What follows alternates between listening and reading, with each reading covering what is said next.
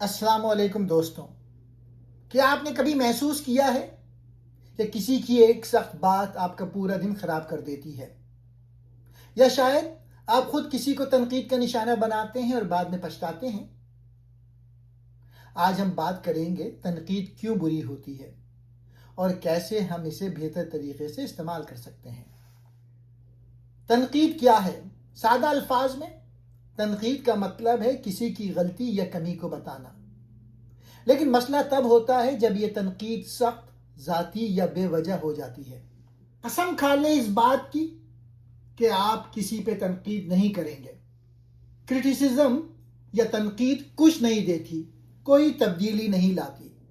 تنقید ایک ایسا عمل ہے جو اکثر لوگوں کو تکلیف دیتا ہے اور اس کی وجہ سے یہ بری سمجھی جاتی ہے۔ تنقید دل کو چوٹ پہنچاتی ہے۔ جب کوئی آپ کی بات، کام یا شخصیت پہ تنقید کرتا ہے تو یہ آپ کے دل اور خود اعتمادی کو زخم پہنچاتی ہے، خاص طور پہ اگر تنقید سخت یا ذاتی نوعیت کی ہو تو انسان اداس، غصے میں یا کمتر محسوس کرتا ہے۔ تنقید دفاع کا جذبہ پیدا کرتی ہے۔ تنقید سنتے ہی انسان خود کو بچانے کے لیے دلائل دینے لگتا ہے، اس کے بجائے کہ وہ تنقید سے سیکھے وہ الٹا جھگڑا شروع کر دیتا ہے۔ اس سے تعلقات خراب ہوتے ہیں۔ تنقید تخلیقی صلاحیت کو روکتی ہے۔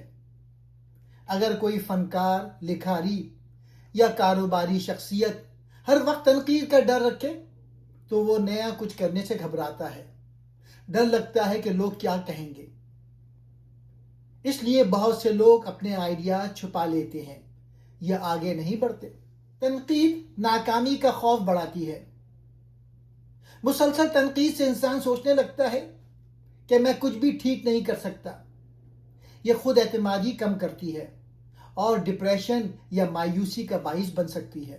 تنقید خود میں بری نہیں ہوتی، لیکن طریقہ برا ہوتا ہے۔ جب تنقید بغیر احترام، بغیر ہمدردی اور صرف توڑنے کے لیے کی جائے تو یہ بری ہو جاتی ہے۔ تنقید رشتوں میں دوریاں پیدا کرتی ہے۔ تلخ یا غیر مناسب تنقید دل میں رنجش پیدا کرتی ہے۔ لوگ ایسے شخص سے دور رہنے لگتے ہیں جو ہر بات میں خامیاں نکالتا ہو۔ تنقید منفی ماحول بناتی ہے۔ مسلسل تنقید گھر میں، دفتر میں یا دوستوں کے درمیان ایک ایسا ماحول بنا دیتی ہے جہاں لوگ خوف اور دباؤ میں رہتے ہیں اور مثبت گفتگو ختم ہو جاتی ہے۔ سوال یہ ہے کہ تعمیری تنقید کیسے کی جائے؟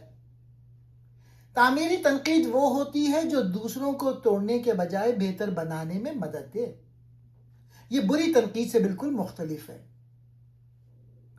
نمبر 1، سب سے پہلے اپنا ارادہ چیک کریں۔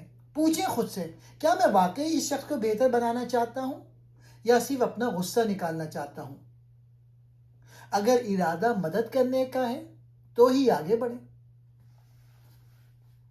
دوسرا اسٹیپ، اچھی بات سے شروع کریں۔ تعمیری تنقید کا بہترین طریقہ سینڈوچ ہے۔ پہلے تعریف کریں، پازیٹیو، پھر تنقید، بہتری کی بات کریں، امپروومنٹ، اور آخر میں دوبارہ مثبت بات کریں، پازیٹیو۔ مثال کے طور پہ بری تنقید، تمہارا کام بہت خراب ہے، کچھ بھی ٹھیک نہیں کیا۔ تعمیری تنقید، تم نے رپورٹ میں بہت محنت کی ہے، ڈیٹا اچھا جمع کیا ہے، لیکن گرافز تھوڑے الجھے ہوئے ہیں۔ اگر انہیں سادہ اور رنگین بناؤ تو زیادہ واضح ہو جائے گی۔ مجموعی طور پہ تم نے اچھا کام کیا ہے، اگلی بار اور بہتر ہوگا۔